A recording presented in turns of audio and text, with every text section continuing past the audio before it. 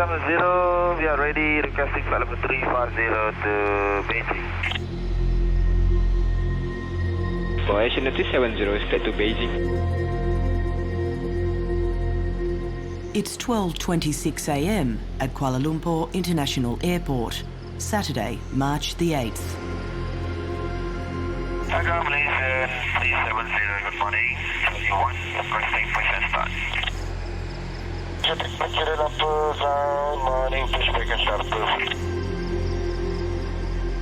For air traffic control, it's another hot and humid night.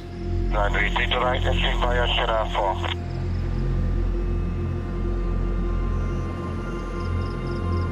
4. Approaching 3, 2, right.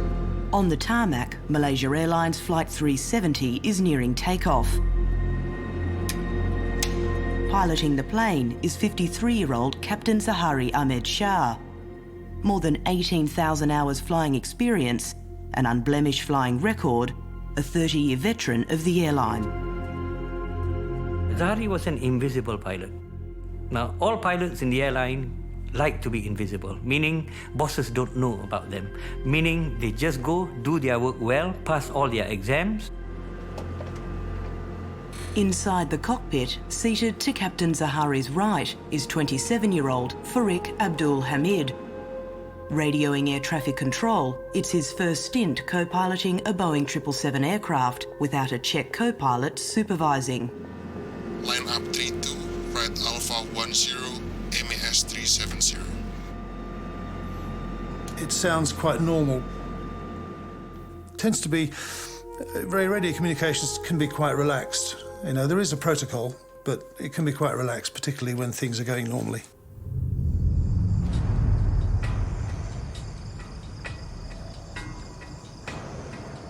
Around 2 hours earlier, while the plane was being prepared for flight, 227 passengers from 14 nations, including Australia, began checking in at Kuala Lumpur Airport.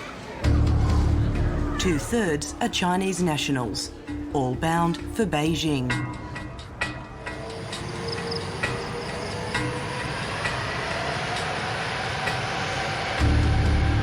At 12:41 a.m, MH370 is ready to fly. 370, 3 to right of takeoff.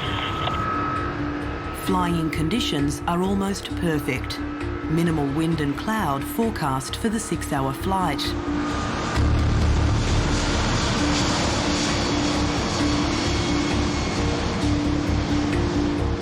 The 4,500 kilometre flight path would normally take MH370 over Vietnam, crossing the coast of mainland China just west of Hong Kong, and then into Beijing. An easy trip for the Boeing 777 plane, which had passed its maintenance check just 12 days earlier. The 777, how would you describe its safety record? Safety record has been exemplary for a modern jet airliner. The 777, you know, you can't get lost even if you tried. It is that good. It's a very, very good aeroplane. Malaysian 370, climb flight level 350.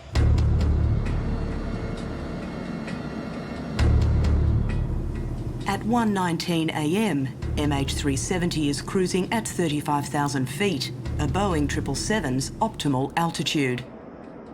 As it approaches Vietnam's airspace, exiting Malaysia's, controllers direct the pilot to make the routine switch to air traffic control in Ho Chi Minh City.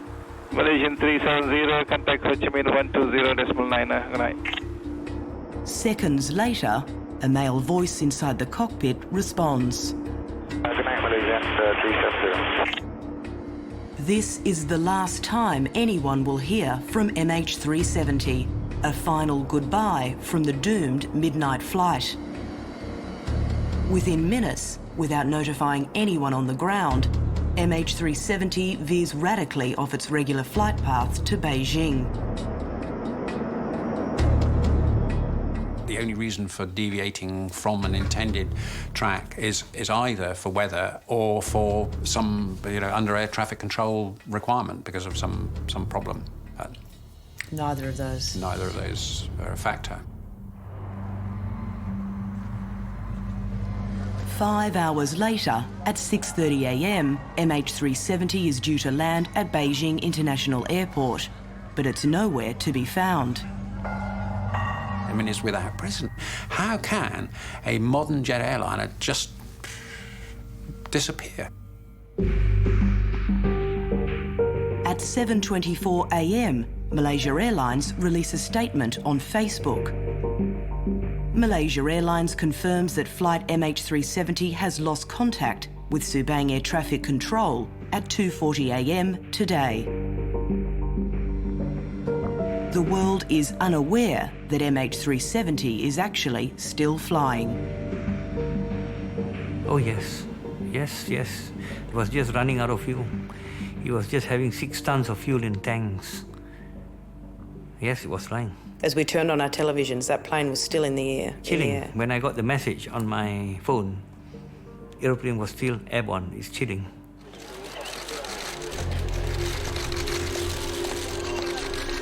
Unaware of the fate of their loved ones, distressed relatives begin to arrive at Kuala Lumpur Airport.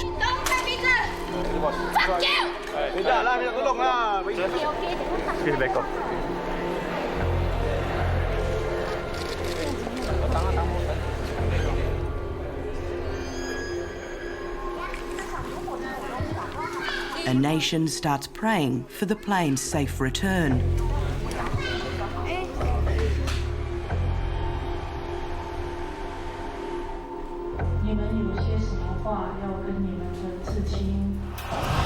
I just want to clarify on the timing of the disappearance. Over the following days, government officials struggle under pressure, with little information to release. We don't know exactly what happened to the aircraft. We just cannot... Nearly 300 different news agencies descend on Kuala Lumpur, all desperate for answers. But after a few days of flip-flop and refusal to release critical information, people are becoming more cynical. The government's press conferences are quickly overrun by a furious media pack. Stop, it's gonna fall, Stop, relax.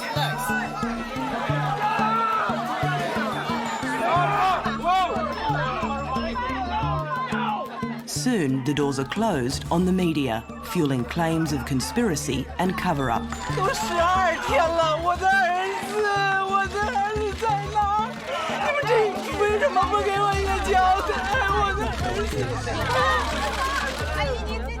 You say it's a conspiracy. Conspiracy merely to protect the people who have not done the job they're supposed to do. And who hasn't done their job? I guess the people who are on duty that night. The Air Force, the Malaysian Airlines, the Kuala Lumpur Airport Authority. I mean, it's a good number of agencies involved.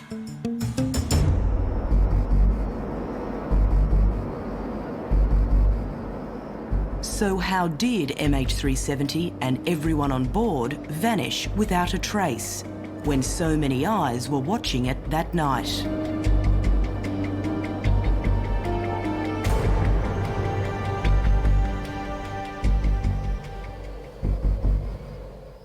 What sort of mystery is this? It's huge. It's huge. It just doesn't, these sort of events just don't happen. The mystery of Flight 370 begins just after 1:19 a.m. Good night, Malaysia 370. Around 90 seconds after the final good night. These 90 seconds are very key. These 90 seconds actually defines the whole of MH370's MH370 going missing. That 90 seconds. At 1:21 a.m, MH370's transponder is turned off or fails. Located on the centre console of the flight deck, the transponder is the plane's main mode of identification by air traffic control using civilian secondary radar on the ground. It's actually a positive response to the ground, and it contains information like the aircraft height, speed, flight number, and its destination. Four Corners has spoken to more than a dozen 777 pilots. All of them agree, unless there's a malfunction, the transponder should never be turned off during flight. There's no reason I can think of, operational reason, that the aircraft would have that transponder turned off. There's no reason to do so. Could that be done accidentally? No.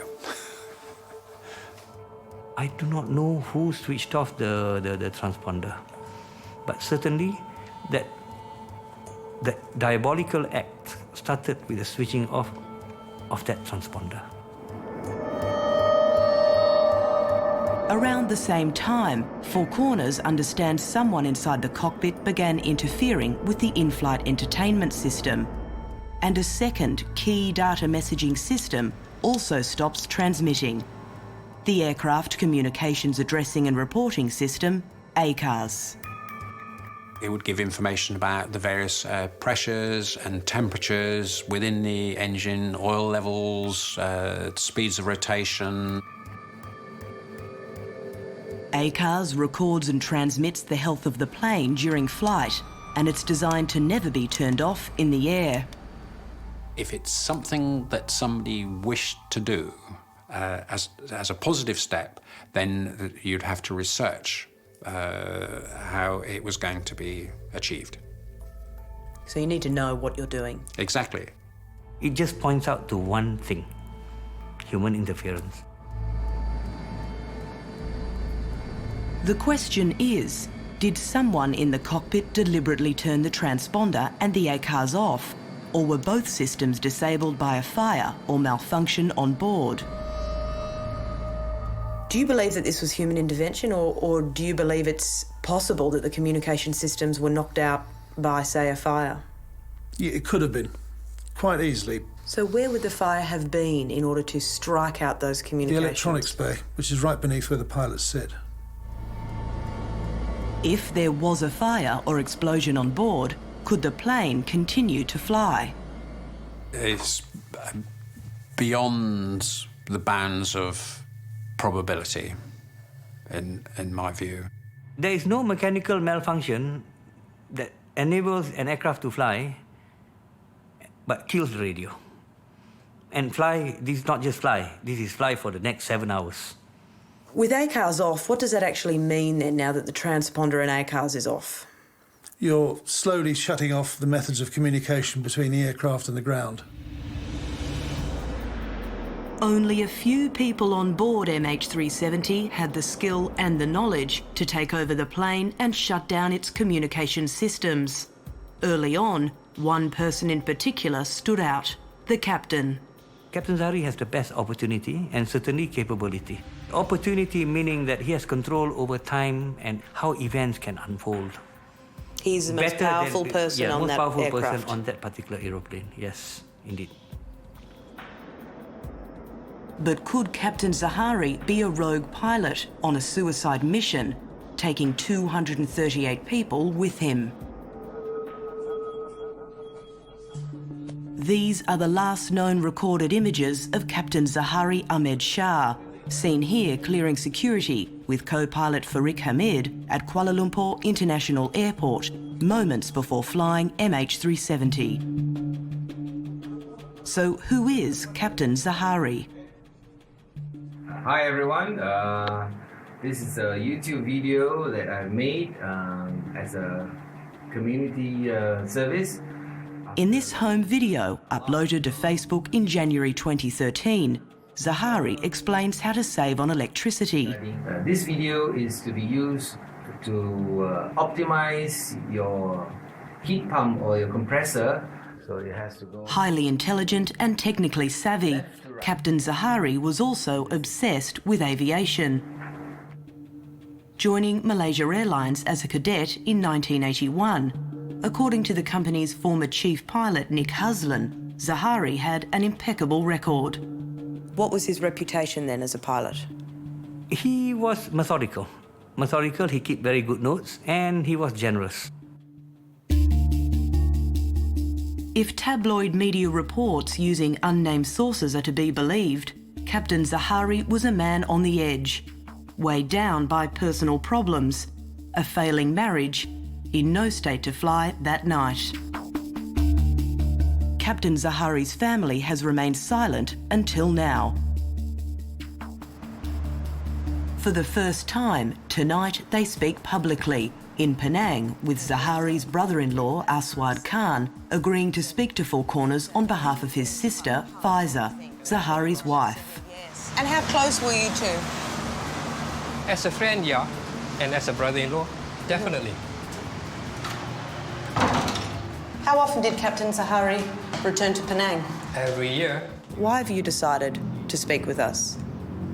Well, because what I can see that a lot of people saying a lot of things about him, which is untrue. It was reported that in the 24 hours leading up to flight MH370, Captain Zahari's wife had left him, taking their children with her to another house. According to Zahari's brother-in-law, the rumours are completely false. I don't believe it because she's at home. Well, the normal procedure for their what they call it, whenever the husband fly, the wife will go to another house where the younger son's staying. Otherwise, she'll be alone at that big house. That's been practiced since they bought the house. That was their routine? Yeah, their routine. You can see that. A difficult question I need to ask you. Go ahead. Again, personal life. Well, all of these rumours need to be discussed. Okay. It was reported that Captain Zahari also had a girlfriend. That I do not know about. Even if I know, I said, why not? We are allowed to, as long as you take a good care of your wife. Even if you ask my sister, she said she don't care. He can marry another one. Why not? We can marry 4. We are Muslim. A self-confessed aviation geek, Zahari built a flight simulator in his home, spending hours practicing emergency landings, inviting friends over to have a go. In terms of Captain Zahari's time spent on the simulator, was it a secret of his? The flight simulator is definitely not a secret of his. He was proud of it, and since he installed it about a year ago, he's been proudly showing it off in the Facebook. So there's nothing sinister about it. Many pilots have flight simulators at home. For Zahari, it's become the subject of intense media speculation, claims that he deleted simulator data before flying MH370. But Aswad Khan says his sister, Faiza, Zahari's wife, told him that the flight simulator broke in 2013. That simulator was dismantled already. The things crashed. It don't work. So he got to reformat the drive. To be clear, Captain Zahari's wife has told you that he was not on that simulator this year, except to try and reinstall. Yes. He did not practice extreme landings and takeoffs. This year? I don't think so, because the simulator is not working. Captain Zahari was also politically minded, a strong supporter and distant relative of opposition leader Anwar Ibrahim. Back in court again. In what many believe is a politically motivated trial, on Friday the 7th of March, Ibrahim was sentenced to 5 years jail for the crime of sodomy. It's rumoured Zahari was in court in Kuala Lumpur for the verdict, just hours before he piloted MH370, leading to claims he took the plane down in political protest, a distressed activist, a political fanatic. But his brother-in-law Aswad Khan says Zahari wasn't at court. Was Captain Zahari at the trial of Anwar Ibrahim? No. I asked my sister personally. Even my sister herself informed him on what happened on that day. So the idea that Captain Zahari was so distressed by the ruling in this court case that he took a plane on a suicide mission, that is ridiculous. And making that decision within, 4 or 5 hours, it's absolutely ridiculous. A prime suspect with no apparent motive. To date, there's no proof Zahari is responsible. But we can prove how MH370 was allowed to disappear that morning, starting on the ground with air traffic control at 1:20 a.m. 1 minute, MH370 blips regularly on civilian radar screens. The next, transponder disabled, it's gone. When you can't see the target or the radar display of the aircraft and label disappear, you'd start to become quite concerned immediately. That didn't happen. At the exact moment the transponder and the ACAR stop working, MH370 is flying through a technically obscure grey zone, a vulnerable handover point between two airspace sectors, Malaysia and Vietnam. If I was going to take the aircraft over and want to make the aircraft disappear, this is exactly when I would do it. Did MH370 fly to outsmart air traffic control? Yes. As MH370 reaches Vietnam airspace, it's directed to switch over to air traffic control in Ho Chi Minh City, standard procedure for any plane following a commercial flight path. Any pilot worth his salt, any pilot anywhere in the world, when you're handed over, you switch frequency. In the case of 777, you probably have that frequency already on the spare box. Malaysian 370, contact Ho Chi Minh 120.9, good night.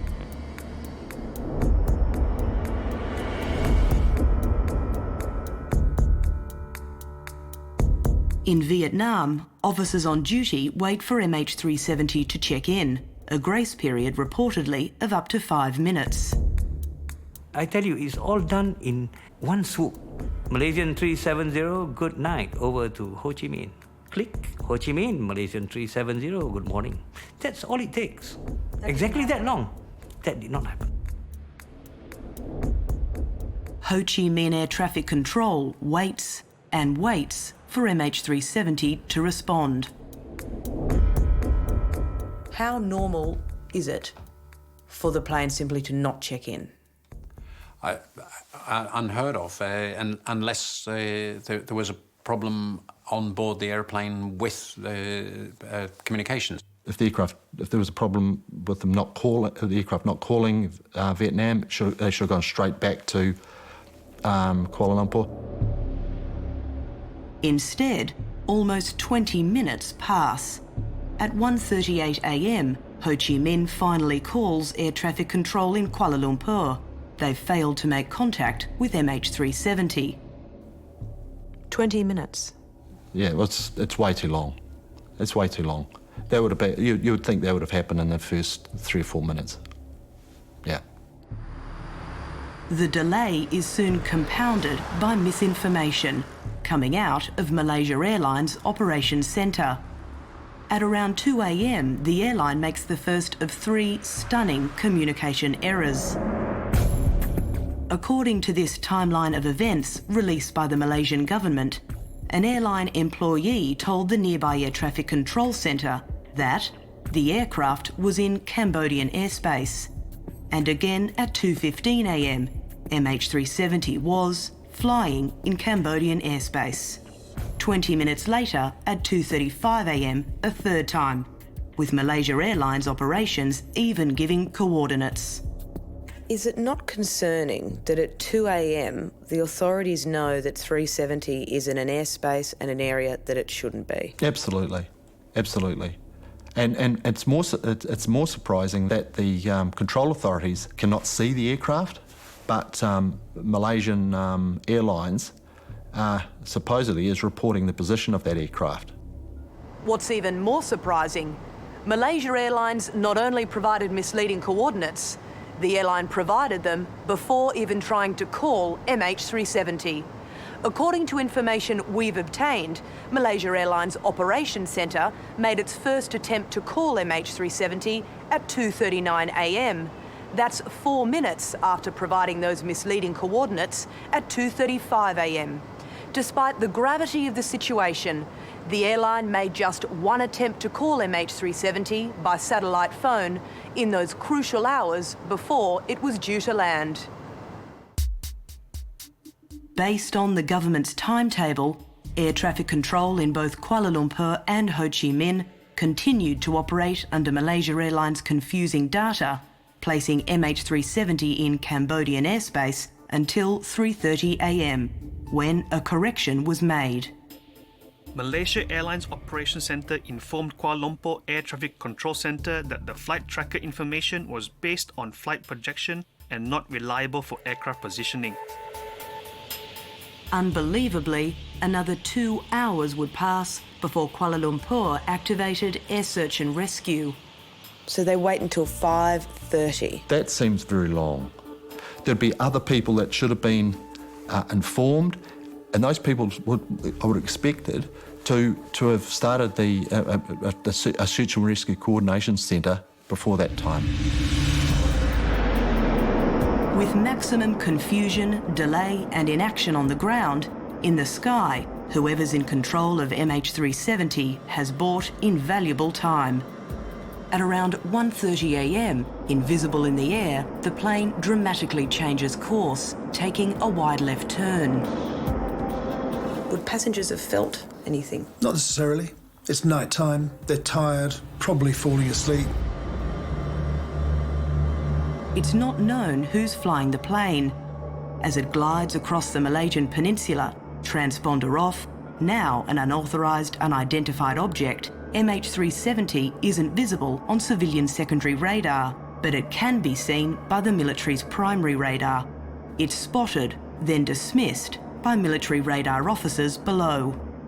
So if there's not very many things flying around and they've all got transponder codes on, and all of a sudden one guy shows up on your screen who doesn't have a transponder code, that should have been an indication that something right off the bat was amiss, that something needed to be, something was worthy of maybe making a phone call, investigating, seeing what was going on. But it appears nothing was done. This is the route MH370 is believed to have taken. Based on its likely altitude and speed, it took MH370 around 15 minutes to fly across the peninsula. During that time, it was well within at least 2 of Malaysia's military radar zones, the last at Butterworth, Penang.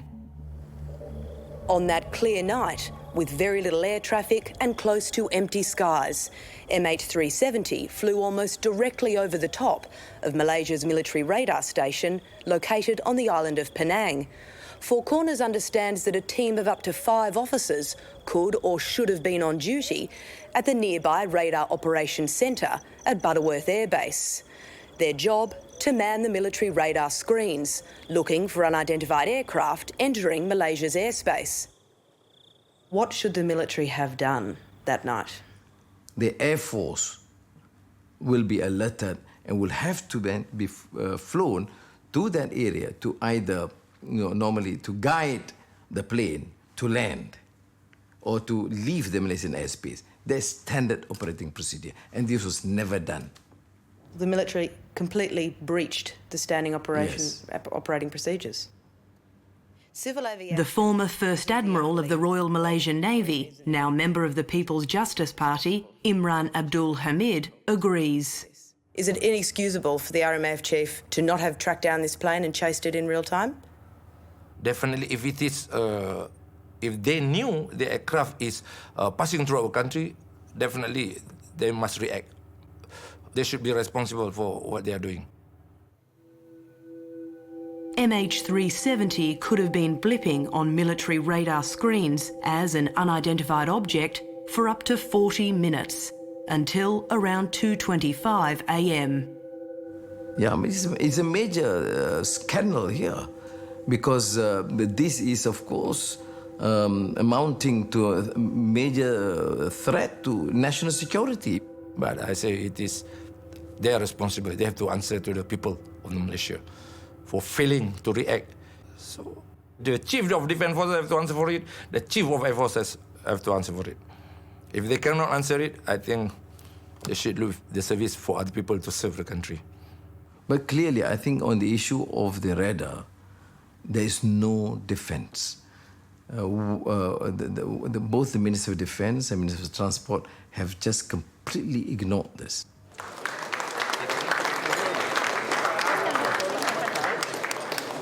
41 days since MH370 disappeared at a defence expo in Kuala Lumpur. We asked the Minister to confirm reports that the Department of Civil Aviation rang the military, reporting they'd lost MH370, asking military officers on duty to look for the plane early that morning. Minister Hishamuddin, ABC Television Australia. Did Civil Aviation contact the military, as has been reported, in the early hours of that morning? Sorry? Did Civil Aviation contact the military in the early hours the flight disappeared, as has been reported by Reuters? When? Contacted on the morning of the 8th. Would have been around 2 a.m. it's been reported. No, I'm not going back. Well, the record hasn't been corrected, and the question it still... will be corrected. Like well, I said, can you correct it today, please? No, let it be corrected by all those involved. Okay, I'm at your disposal. 1 week later, at the Ministry of Defence, Minister Hishamuddin agreed to an interview with Four Corners to answer questions about what the military did and didn't do. For the first time, confirming that Civil Aviation did ring the military that morning. Did DCA contact the military? Yes, they did. What time? You have to ask the DCA. And it will come out, the details. I think this the dates, because I do not want to be trapped by, from my experience in the last 4 weeks, by dates, by numbers, by names, by rank. Even though Civil Aviation had rung the military, possibly as early as 2 a.m, alerting officers on duty to look out for a lost, unidentified commercial plane, the military allowed MH370 to glide out to sea. Minister Hishamuddin told Four Corners that MH370 was tracked by the military in real time, but inexplicably dismissed as not hostile by the officer on duty. The military also decided not to send up one of its planes to investigate. But why not send the jets up if you have conceded earlier that you knew very early in the morning the plane was missing? There was 4.5 hours time in which to respond and find out. It was not hostile, it was commercial, it was from our airspace, we're not at war with anybody. Even if we send it up, are you going to say that we're going to shoot it down? Well, you said that, not me. No, I'm asking you. I could not possibly answer that. I'm not a Minister of Defence. If you're not going to shoot it down, what's the point of sending it up? To see where it's going. Well, to see it going, you need a fighter for that? We're talking about military procedures. And if I did shoot it down, you'll be the first to say, how can you shoot down a commercial airline with 14 nationals, half of them Chinese? I'll be in a worse position, probably. Why shoot it down if it's not hostile? Well, the Americans would. If the military didn't dismiss the plane as irrelevant, if the officers on duty took action, the government would have avoided another costly mistake, spending a week searching the wrong area, the South China Sea. The DCA, with all the assisting agencies, have conducted a thorough rescue and search operations over a very wide area in the South China Sea.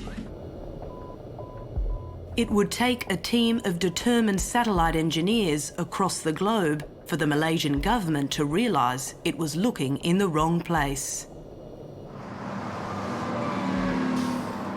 The breakthrough came on the other side of the world, here in London, where a small group of satellite engineers began to painstakingly analyse the only data available from MH370 after its communication systems had been disabled. They didn't have much to go on. A sequence of 14 numbers, signals sent between the plane and a satellite hovering around 35,000 kilometres in the sky above. The data pointed to one crucial thing.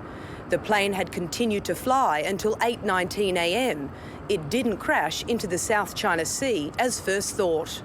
I mean, this is basic physics that was used. What we did is use the data available in a different way. We combined the small bits of information a different way. That information came from a ground station used by a satellite technology company Inmarsat on the outskirts of Perth. The ground station had been logging data on MH370's movements, a series of pings, after the ACAR's communication system on board stopped working. And as a matter of procedure, they immediately picked up the logs for that plane. The logs show that although the ACARS had been disabled, MH370's Satellite Communications Terminal, or SATCOM, was still operating. As it continued to fly, every hour the SATCOM was trying to communicate with Inmarsat's satellite, the F3, hovering in the sky above the Indian Ocean.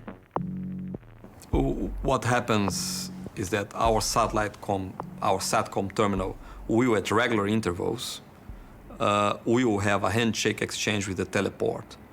You could call it, in technical terms, a sort of keep alive. Just checking that the timing is correct between the two, and that the channels, we have a number of channels available in ASAT, that they are available for use if needed.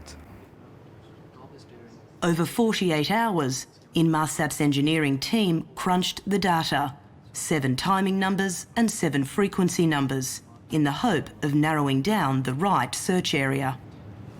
So how are things going? Yeah, I think we're making good progress. You can see the 7 arcs that we have after loss of radar contact, and you can see them extending down into the southern Indian Ocean. It was a painstaking period of detailed analysis and checking and validation. We had to be sure that we understood the data we had. Inmarsat's data showed that MH370 made 7 handshakes with Satellite 3, indicating that the plane continued to fly into the morning, longer than first thought, and well away from the South China Sea, the last a partial handshake at 8:19 a.m. Does that prove that MH370 was flying until 8:19 a.m.? It proves that the SATCOM terminal was working until 0019 or 8:19, as you put it. It was still moving between 0011 and 0019. You can deduce that. And there was nothing further, no data further from 8:19? From that point onwards, no. There was an attempt at a handshake at 01:15, I believe, but that failed.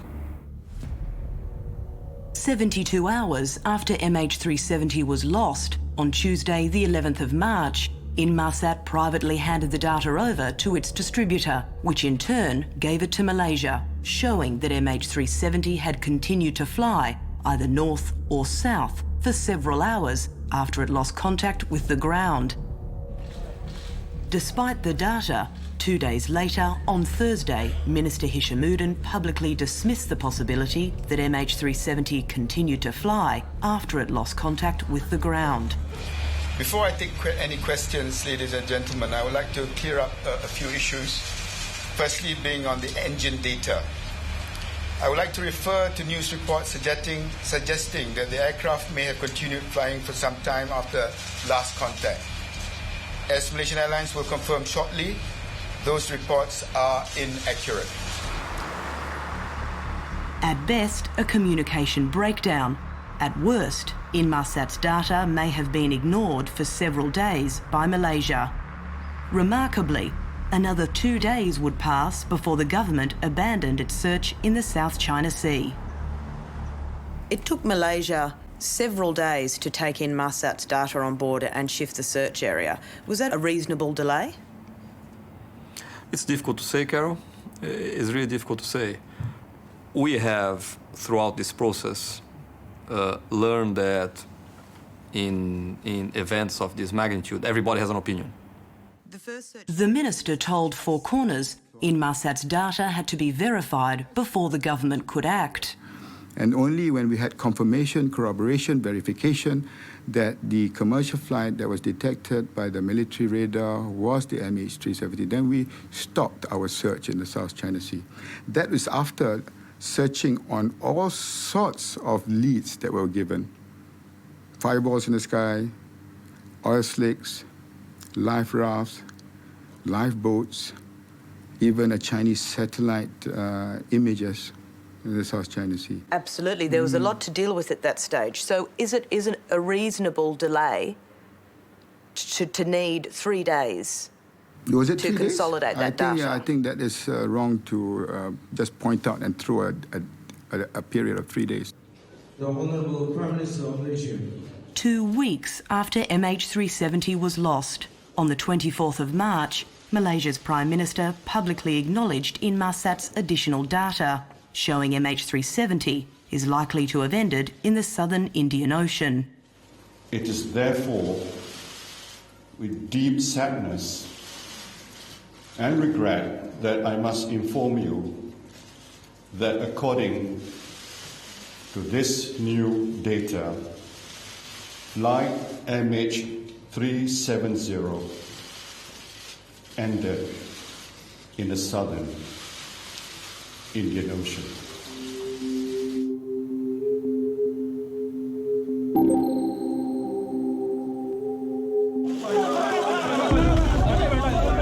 For the families of those on board, agony quickly turned to anger.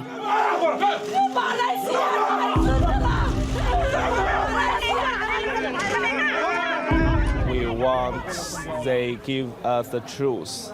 That's what we want. 8 weeks on, out in the southern Indian Ocean, where MH370 is believed to have ended around 2,000 kilometres off the coast of Western Australia, no wreckage has been found. The battery on the black box has run out. There are no more signals to chase. Despite the cost, the search goes on, led by Australia. We haven't found anything. The search continues in the adjacent areas, and hopefully we'll find something, but I would say that over the next 8 to 12 months we'll find the aircraft. We'll find its final resting place. We now know multiple authorities watched MH370 disappear. Despite the inaction and the repeated failures that night by those in charge, no one in Malaysia has taken responsibility for the loss of MH370. Going missing is a strange thing. Crashing is pretty normal. You know, so when you crash, it's easy. The plane crashed. But missing, somebody must take responsibility. Is it head of DCA? Or is it Malaysia Airlines itself?